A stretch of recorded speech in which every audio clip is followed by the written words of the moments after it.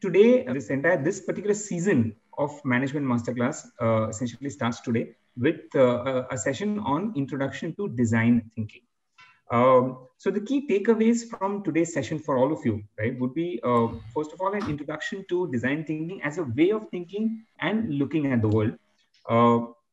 Solving complex problems by using design thinking. Understanding how core management knowledge along with design thinking helps companies to navigate better and overcome complex issues.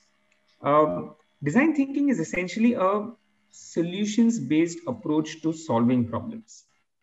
It's an iterative, non-linear process, a way of thinking and working. Design thinking provides a simple way to hone in on exactly what the problems are, often discovering a different way of thinking about them, while also providing insights and data that are critical to building appropriate solutions that make a business a lot of money. Design thinking provides management students with a process to tackle complex problem solving situations and to facilitate innovation. As such, it provides a much needed supplement to the analytic emphasis seen throughout much of business education. Incorporating design thinking in the business curriculum is meant to provide students with a framework for dealing with unstructured problems and for managing the innovation process. The best real life example of implementing design thinking is by Apple, which has always used design thinking in its approach. Their focus has been on craft, empathy, focus, and simplicity. As a result, Apple products to this day are the most user-friendly in the market, right down to the packaging. Design thinking has turned Apple into what is known as a market disruptor.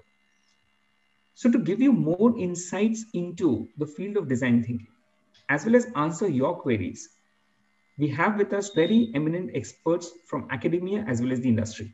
Pleased and privileged to introduce Professor Vijay Ghai, the Professor of Design Thinking at Soil Institute of Management, Gurgaon. Professor Ghai is deeply committed to the philosophy and practice of design thinking and its application to solving real-life issues. He actively consults about this topic and has been evangelizing its application in business for competitive differentiation and for social impact since 2015. He teaches at some of the best management and engineering institutes across India as well as South Asia, including HALT, IMD, Great Lakes, and MDI. After a 26-year career, Professor Ghai took early retirement in 2015 from NIIT Technologies Limited. He last served as the Senior Vice President, Head of Strategic Initiatives, Consulting, and Advisory Services. Some of the other significant positions he has held include Chief Innovation Officer, Head of E-Business Consulting, Global Head of Retail Practice, and Head of Quality. Professor Ghai graduated as a mechanical engineer from Delhi University in 1981 and joined Hindustan Unilever in India back then, designing and building high-speed packaging and processing machines for in-house use by applying principles of human-centered design and engineering. Thank you, Vimalji. This was a wonderful introduction. Thank you so much for being generous with your words. It's indeed an honor and a pleasure to be here with you and your students. Indeed. And let's hope that this time that we spend together is beneficial. You know, the introduction that you've given actually is a very good summary of all that I was planning to say. So you introduced the topic very well. And I'm also glad that you have a follow-up session in more detail a couple of days from now. So the students will get a more complete understanding, much beyond where we will leave them today. Now, I don't want students to sort of get bored looking at my face. So something else is really the reason why we thought we would focus on design thinking today. Why I am so passionate about design thinking. There are three reasons why this session today is important. And I'll give you our reason first, why we decided that this would be an important topic to discuss. Design and design thinking used to be hidden in some studios somewhere. It used to be hidden away in design studios and nobody ever wanted to share how it was done. And this was still a few years ago. And then as we approach the present, we find that design thinking has become center stage. And in today's conditions, it is now becoming median stage. There is so much being talked about, so much being asked about, so much that people are expected to know that we thought this is a topic that we really should have the students understand as they go into the field. And as you rightly said, this is an augmentation. It adds on to the capability of the student. It doesn't take anything away. So whereas all the other methods that students have learned in their management education are still going to be useful, this in some ways fills up the gaps. This was the reason why we thought we would go ahead with this session. So this was really our reason. But I want to look at this now from the student's perspective as well. Now I'm calling this your reason. This is now addressed to all the students. Your reason is that as we step towards the end of the year 2020 and step into 2021, many things have got reset. Many things which we took for granted are no longer true anymore. And therefore, in the minds of the students, there is a certain amount of fear.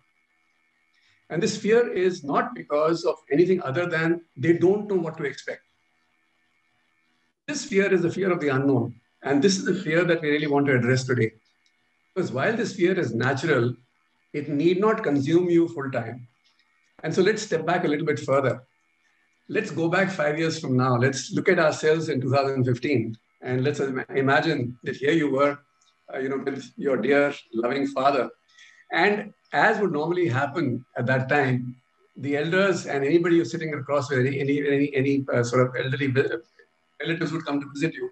One question they would always want to ask is, where do you see yourself 5 years from now? And when you apply for a job, rest assured, this was one question that every single employer would also want to know. Where do you see yourself 5 years from now? Now imagine if you had recorded your answer to this question 5 years ago in some notebook somewhere, and you looked at yourself today, now here we are into 2020, how valid would the answer be? It is this sudden shift that has happened, between what we thought would happen and what has really happened, that makes it worth your while to try and understand what this topic is all about. So we were all preparing for something, and we suddenly don't know where all that preparation has gone. Is it even valid today? And our reason really, your reason really to be attending this question is to understand what next. Because there is a lot of uncertainty, and let's accept that. There's no point running away from it. Let's accept that. There is uncertainty. We don't have all the answers. What is equally interesting is that when Forbes, an organization like Forbes contacted the world's top leaders and asked them what next, then we had business leaders of 2020 ask the same question, what next? Global leaders, people we understood and respected. And then we contacted over 150 of the HR leaders from India, asked them what next. Guess what they said? Even we don't know. Even we don't know. So I want to put your mind at rest. If you are afraid of not knowing what's coming in the future, you're not alone. The best of the industrialists, the best of the minds, the best of the brains don't have the answer. And so as we step further, I'm now going to give you an even bigger reason, an even bigger, much more significant reason to try and understand what this session is all about. The real reason is this little planet that we inhabit. And people of my age, people of my vintage, unfortunately, have been responsible for making a real mess of this world. And what we are giving to you as an inheritance is a completely messed up world. It's messed up in every single respect, socially, economically, environmentally, you name it, and we've messed it up. And in this messed up world, guess what? People like us have forgotten that everything is connected. We have been taking piecemeal solutions to problems. We've been saying, let's isolate this problem, handle it as a standalone. It doesn't work that way. The real life doesn't work that way. And if you look at where our world is right now, we've realized everything is connected. You take a decision for something today, it affects something else somewhere else, something else somewhere else, and so on and so forth. And nowhere has this been made more evident than in the spread of the coronavirus. The rapidity with which it spread has taken everybody by surprise, everything by surprise, and how everything got connected so dramatically that no one country could isolate themselves from the other. And this is the power of connectivity. So while connectivity is good for us, it's also making sure that everything gets multiplied exponentially that much faster. And this is the complexity and the uncertainty that we have to deal with. Do all this, what do we expect you to be? We expect you to be optimistic and confident. And we expect you to be happy and energetic. Ask your parents. They say the only thing we look for you are for you to be happy and energetic. So the least that we can do while giving this mess to you on a platter, the least that we can do is to help you to at least get equipped a little bit better to handle this world that you're inheriting.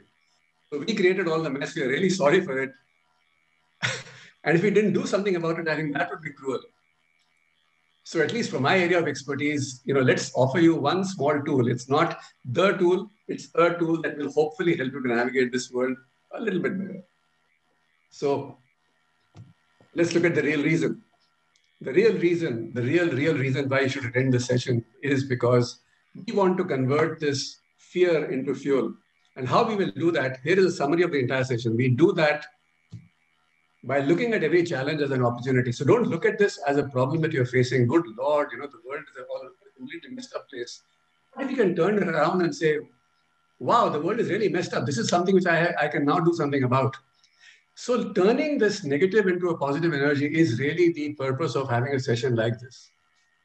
And so when Corona shut down the whole world, all the people we were working with, we said, wow, this is the best time to be alive. So when everybody else was saying the world is shutting down, the market is shutting down, the business is shutting down, homes are shutting down, migrants are creating, they're facing huge amount of problems. Politically, it's a disaster. Environmentally, it's a disaster. We said, fantastic. Look at all the opportunity that exists for us to make a difference now. So instead of looking at it negatively, the first shift that happens with design thinking is the shift to say there is no problem, there are only opportunities. And if by the end of the session, the only thing that you remember is that every opportunity that exists today is because a problem existed somewhere, you would have changed your attitude towards the future as it unfolds. So when a world is turned upside down, it enables a very interesting thing to happen. It allows us to look at the world differently because the world has changed. Now, if you expect the world to continue to be what it was earlier, it won't happen. Then you're living in the past.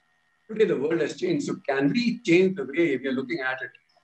Can we see what has changed? Can we see what is new? Can we see what we thought was existing, which is not there anymore? It's just disappeared.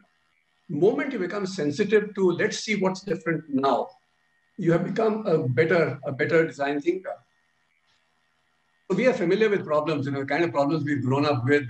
We had these problems in physics, and I'm sure those of you who've done economics and other subjects have similar problems. The moment we saw a familiar problem, we said, aha, this problem I know, I've solved it 30 times, I know exactly what the problem is. And so we expect the world to be very familiar. It doesn't happen like that. Let's look at another very, very familiar problem. A problem that is not more than something that you solve maybe in the 3rd standard, 4th standard, maybe by the 5th standard. It looks so obvious we can solve it like this, but try solving this problem right now. What answer did you get? Now, if you got an answer of 1, you're correct. If you got an answer of 16, you're also correct. So the same problem has 2 answers. A very obvious, very straightforward problem has 2 answers. Just because depending on what we've grown up with, what kind of mathematical principles we've grown up with, one or the other applies. Do you do multiplication first or do you do division first? So this is where something which is very familiar now suddenly starts giving you more than one answer. And then you had puzzles that we've been solving, like the Rubik's Cube, so many different ways of solving it. Everybody has their own. And then you have the brain teasers, where something which is obvious, you take it for granted. And then there's a little bit of a twist. So your mind is telling you, half an hour between the pills, 3 pills, 1.5 hours. Answer is very straightforward. But if you really think about it, it's not really 1.5 hours, it's just 1 hour. Similarly, a truck driver is going down a one-way street. The assumption here is truck driver has to be driving a truck. The truck driver is not always in the truck. He could just be walking down. And if he's walking down, a one-way street doesn't really matter, does it? So Abhinav his father has 4 sons. So your mind is telling you 10, 20, 30, 40. What's the next obvious answer? It's 50, right? So our mind tends to fall into patterns. And when your mind falls into patterns, you miss something which is obvious. And so consciously, you have to look for something which is different in this situation right now. If you miss that, you're solving the wrong problem. Take another example, final example. How many times can you subtract 10 from 100? Instant answer is 10 times because you can subtract it 10 times, right? The unfortunate thing is that once you've taken 10 out of 100, you're not left with 100, you're left with 90. So you can actually subtract it only once. We miss it because our mind is telling us this is something familiar, I've done it so many times. But the way you look at the question, the way you answer the question, the way you seek the answer changes. A common problem that you will face when you graduate as an MBA is whether to look for a well-paying job or a job that is good for my career. Now we're starting to move into a realm of problems which don't have a straightforward answer. And will start affecting you personally. Will start having a very, very personal answer. And these questions now require a very different kind of thinking. Straightforward answer. Haldiram's, known for 87 years, 83 years for the namkeens, suddenly decides that, or has suddenly found that, there's a market for healthier food. Now, should they be looking at that as a new market or an existing market that has changed? The kind of questions that an MBA student is expected to answer. So all your knowledge of customer behavior, consumer behavior, of market patterns, of competition, of regulatory environments, of consciousness, education, everything will get applied over here. Now we start getting into a very different kind of problems, which we call real life problems. So from the synthetic problems that you had, which were perfectly given, all the data was there, to problems that now force you to apply multiple kinds of thinking, multiple kinds of knowledge, to something which is far more complex. These are situations where the consequences of making a mistake are very, very serious. Preventing nuclear terror and so on and so forth. And then, if you're really lucky, and I hope very quickly in your career, you land up with a situation where you're facing the really messed up problems of today. Let me give you an example. We have a problem with obesity. We are becoming bigger and bigger. As a country, as a world, we're becoming bigger and bigger. Our growing bigger problem number one, unfortunately, exists at the same time as our problem of malnourishment. Now, what would you do if you were in a position of authority to do something about one or the other, or ideally both? Can we make our population healthy? Now you're dealing with complexities of the nature that we were talking about. So India is one of the top 5 in terms of obesity. We are also top 5 in underweight population. Can you imagine that? What a position to be in. The same country is top 5 in obesity and top 5 in malnourishment. And for the first time in 2018, the number of obese people became larger than the number of malnourished people. And if you look at the amount of waste that we have, the amount of food that we waste, just throw it away, allow it to get bad and just throw it away. If we were able to save that food, we could feed our population, our entire population, 3 times over. That's the amount of food that we're wasting. Now, how do you start solving a problem like this? Is it really the kind of problem that we thought we would be handling? Well, maybe not, but I'm giving you an idea of the scale of the problem that you can handle with design thinking. We started the Swachh Bharat initiative several years ago. We spent huge amount of money in trying to build toilets, and we built toilets because we didn't have them in the first place. And yet, this is the toilet from just about 4 days ago. And less than a week ago, this was a scene in Okhla in Delhi. So has the problem gone away just because we wished it to have gone away? Now, this is where a design thinker would start looking at the problem a little differently. Why do people still prefer to continue with this habit, knowing fully well that there is a toilet which is within walking distance there? And why do people still dirty the toilets the way they do, knowing fully well that, that's not what toilets are meant for? And is there a correlation between a toilet being dirty and it not being used and so on and so forth? When you start looking at it from the human perspective, you are starting to understand the power of design thinking. And then, of course, there is a whole range of problems that we prefer not to talk about. And I wish there were more people talking about them. We wish that this was not really true, but we know it is true. We can't really ignore them. These kind of problems are ideal case studies for design thinking. So somewhere along this session, I will take you through several examples of the kind of problem that design thinking is great for. But I hope you've got a base for saying it is something which is used for handling problems which are not really straightforward. I understood my opening and looking at an opportunity for making a difference, not really handling a problem. So here's an opportunity that we will pursue. Now, as you heard me for the last 4 or 5 minutes, the question is, what were you thinking? Now, if you are a real design thinker, the question you would ask is not this one, not what were you thinking, but how are you thinking? What design thinking does is to change the way you think. Not what you think, it's how you think. It changes the way you think about things. And so when we said yesterday design thinking was hidden in the closet, and today design thinking is big and is being talked about in the mainstream, what I really want to focus on is not the design part, but on the thinking part.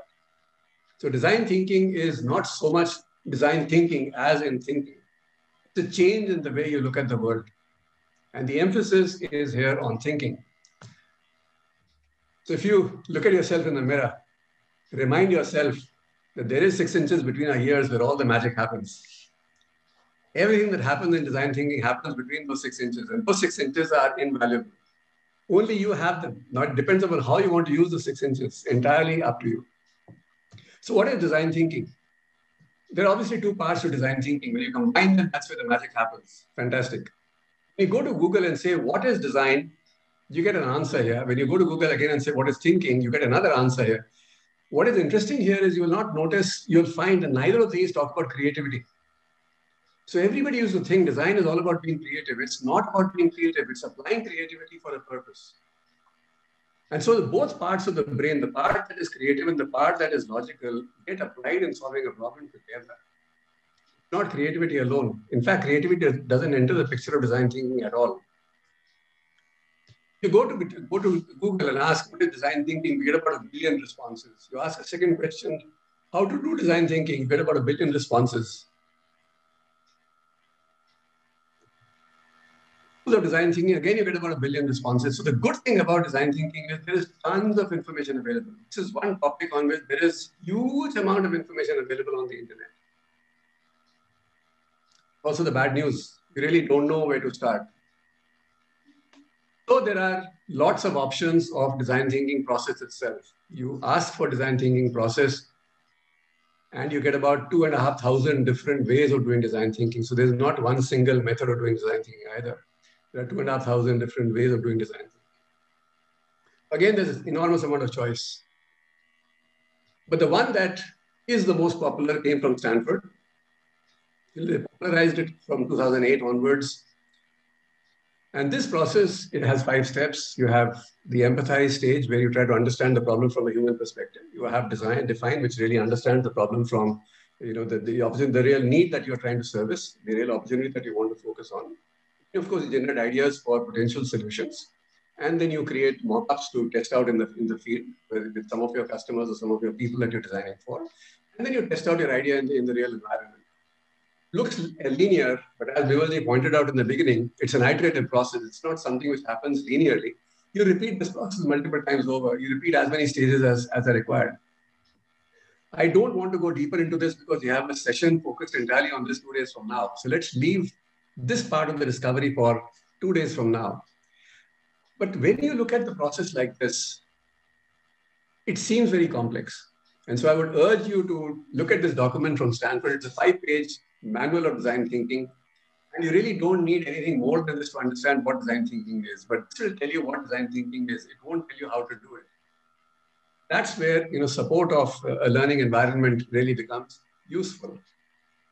So what is design thinking? So we've seen what design thinking is, what the steps are, but are we clear about what really it is? It's really the way you frame questions, because if you frame the question correctly, you get the right answer. So 80% of design thinking is asking the right questions. Are we solving the right problem? Are we solving the right problem for the right people? Are we solving it for the right reasons? Do we have the right solution? Will the solution work for the people? Will the solution work in the best possible way? You're always asking yourself these questions, and these questions determine the quality of the answer that you will get. So remember, you're using design thinking for the not so straightforward problems. And so the questions also can't be very straightforward. We call this process reframing of the questions. You look at the opportunity, you reframe the question, you reframe the problem again and again until you get to the guts of it. So when you look at the problem and the solution, the thinking that goes behind it, the moment that thinking becomes human-centric, which means we're now trying to look at the effect of the problem on people and the effect of the solution on people, what happens if the problem remains unresolved? What happens if I give this solution? What is going to be the effect of this on the people? Then you have become a design thinker. So the effect on people is what makes this problem-solving approach different from any other, which is why in design thinking, the first step is empathize. You understand somebody else's perspective. I want to give you a short experience of this. So this is, as we said, the human-centered problem-solving approach, also called design thinking. The reason why this is important is because when you create a solution, sometimes you create new problems. And so in design thinking, you're always looking at the solution and saying, by giving the solution, have I created a new problem for my users? If I have, then the solution is not going to work. And this makes your solution so much more responsible. And so what makes us human in the first place is, first of all, our assumptions. Now, instantly when you read this as I'm insulting you.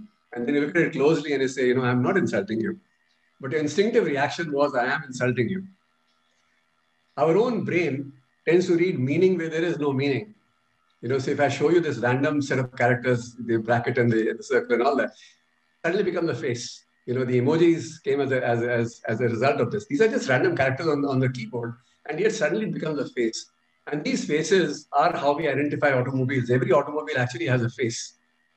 We have the faces. The faces become mean, they become arrogant, and whatever. And these faces tend to lend character to the cars, and therefore we ascribe that same character to the owners as well. Good little, get 500. And what makes us human is the search for security. When we were growing up, we were little children, we loved the security of our parents. And as we grew up, our parents became, the role models that we looked up to. And when somebody at that age asked us, what would you like to be when you grow up? Our instant answer used to be like mama or like papa, depending on who's your favorite parent at that time. And this is natural. And so when parents ask their children, what would you like to be when sensible parents will keep writing down the answers, because somewhere later on, they'll tell their children, look, when you were little, you wanted to become an astronaut, and then you wanted to become a dancer, and then you wanted to become a doctor, and then you wanted to become something else. This is where the sensitivity to other people becomes significant. I'll take you on a very simple journey here. Very, very simple journey here. This journey is in the eastern part of India. Let's ask the same question to somebody in this part of the country. Imagine living in this place. Imagine living there. Imagine that this is the kind of experience you have sometimes when the tornadoes hit you and when the typhoons hit and when the rainfall is heavy. I met this little girl called Banita. She's 4 years old. And we became good friends. Okay? She didn't understand the Bengali that I knew, because the Bengali I knew, I learned in Kolkata. And where she came from, she spoke a very different dialect. But we became good friends. She's living there all alone. She's a survivor. And I asked this girl, I said, Banita, in my own broken Bengali, what do you want to be when you grow up? And this girl gave a very interesting answer. She said, what do I want to be when I want to grow up? The answer she gave me was, so there is an alternate reality. There is a reality of a human life which is very different from our own. If you can accept that there are people who have a very different life from our own, you become a sensitive person, you become a sensitive design thinker. Here I'm trying to separate the design thinker who works with their heart from a design thinker who merely manages to follow a process, a 5-step process, a 6-step process. So learning the processes of design thinking does not make you a design thinker. You actually start becoming sensitive to somebody else's reality. The moment you can do that, accept that there is somebody else there, and these people are not to be ignored, they're part of the same world that we live in, I think we would have achieved something unique. This is why design thinking today has become so important, because it is creating more humane managers, it's creating more humane policymakers, it's creating people who are actually making a difference in the world. And so what I want you to remember is that this girl also is on the same planet. Okay, she's part of our life. We can't just ignore it. And you might want to ignore, you might want to turn a blind eye and say, sorry, I just shut my eyes to this, which is fine. But if you can be sensitive, then you've opened up a new door into your own life. And so next time you start looking at your market, don't look at your market as numbers. Don't look at your market as saying there are 30,000 people in this particular demographic rating and so on who are my customers. Remember that every single customer that you have is first of all a human. And when you start looking at your customers as humans, you start creating better products and better experiences and better solutions for them. This is where a design thinker embedded in an organization can make all the difference, because if you're in HR, you're making a difference to the employees by acknowledging that they are not just employee codes, but they're also human beings.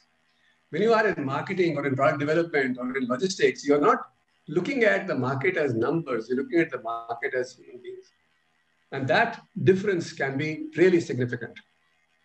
And so we look at human-centered problem solving not as a problem-solving method. We look at design thinking as an opportunity-finding method. There's an opportunity for making a difference. Let's take examples now. This is from the United Kingdom. Even a place like the UK makes a mistake like this. What do you think is the mistake here? See, your mind responds to images before it starts reading stuff. So your mind is telling you the women's toilet is on the left. And then as you start walking towards that, look, there's something wrong here. And then your mind spends a moment and starts reading and saying, oh. Now imagine every single person who goes to this toilet is now getting confused. A design thinker would never allow this to happen. You have this the toilet in a petrol pump. It says a toilet here, it has both a man and a woman. But when you walk in there, you expect a toilet to be two separate toilets for men and women. But guess what? There's only one toilet, it has no door. How would a woman feel when she's here? You have a door which says gents toilet, and the gents toilet now has a board which says arrow this way. You start creating these little confusions, you are now identifying opportunities where a difference can be made. Which door should you enter? Which door should you enter? And what's so special about this toilet? This is at the airport. How does a toilet become a gold toilet? It starts generating questions in your mind. What would you throw in this bin?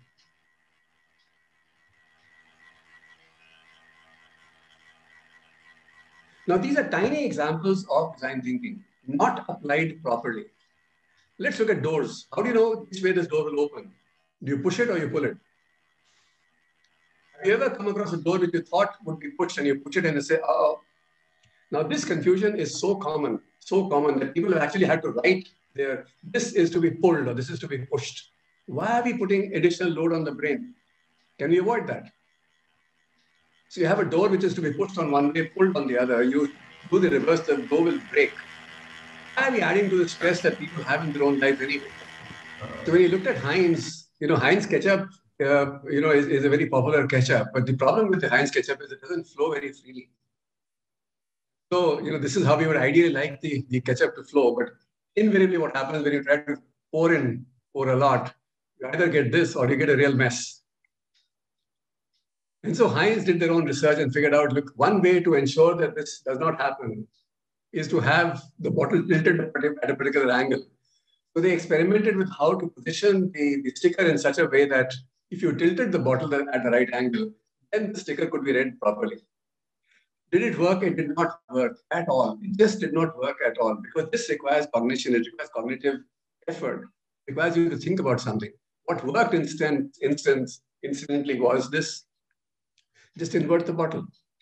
Now, it's a breakthrough solution, which is very obvious today. But when it came out, it was really a breakthrough. And this is looking at the way people react to your bottle, how they struggle with the bottle. And once you know how they struggle, the solution seems to be very obvious. So being empathetic towards your consumer created a solution which consumers will then begin to prefer. And this, of course, has become standard from Heinz thereafter. Toothpaste. How much of toothpaste is water? 97% is water. So imagine when you transport a bottle of toothpaste from A to B, you're actually paying for transporting 97% of its weight in water. That's not the whole solution. You have so many different designs of toothbrushes. Every toothbrush manufacturer is trying to compete in a crowded market.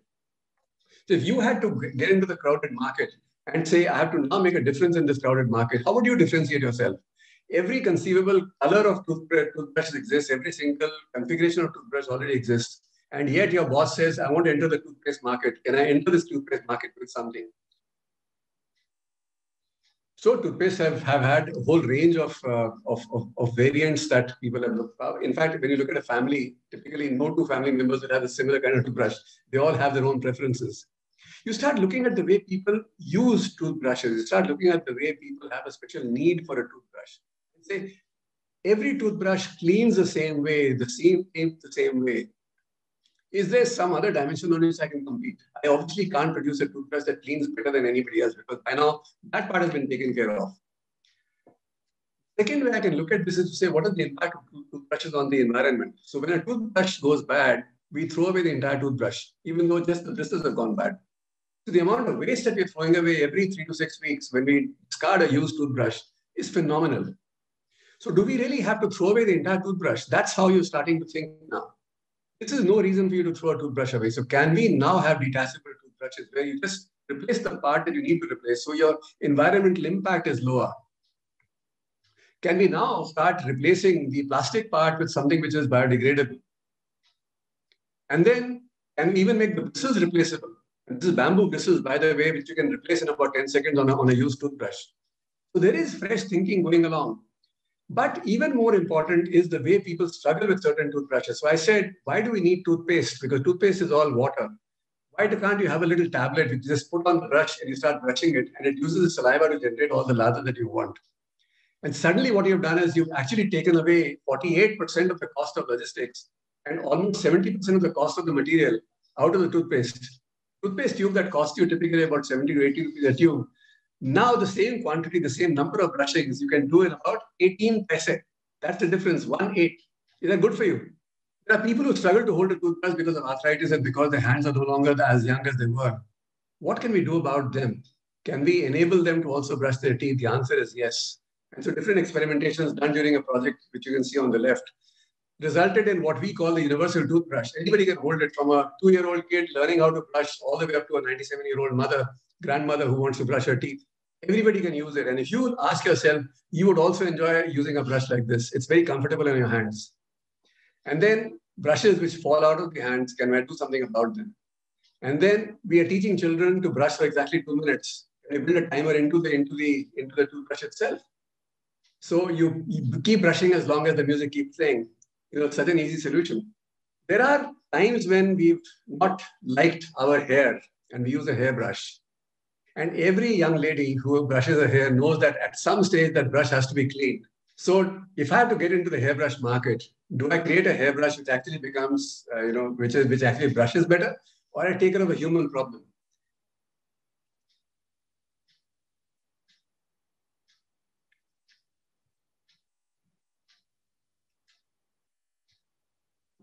So we were told to wash our hands like COVID. The problem we did not take care of was, does everybody have access to running water?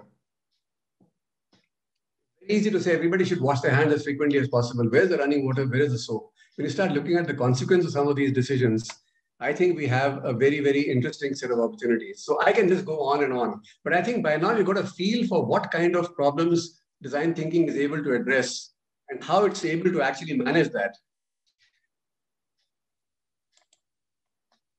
Tomorrow, when you start looking at offering yourself in the job market as a candidate, and you say that, look, I do understand what design thinking is, don't make the mistake of saying, I know the design thinking process. Because design thinking is not a process. It's actually a mindset. It's the way you think. So when you're waiting for your interview and you're telling people, hire me, I think the important question is, how confident are you in saying, I don't have the answer. I don't know, but I do have something which is magical in the middle, in between my ears, and I know how to allow that to work. And so, though I don't know how this will be done, I don't know the answer to this, I know how I will get the answer. I know there is a method of getting at the answer, and I will get the answer. The moment we are that positive, I think we become differentiated in a whole different league. It doesn't matter what you know. If you're able to demonstrate that I can apply what I know differently or better from somebody else, I think that competition gets blown away. My closing thought here is, remember, every challenge is actually an opportunity. So don't shy away, don't get afraid of facing challenges which appear to be daunting. Let's give it a try. Let's do something about it. And then remember, there's somebody who's banking on you, somebody who really doesn't have anybody looking out after them. They're banking on you. Great. Let me stop here. Thank you. Thank you. Thank you, Professor Ghai. That was really very interesting and quite illuminating as well. So really, thank you very much.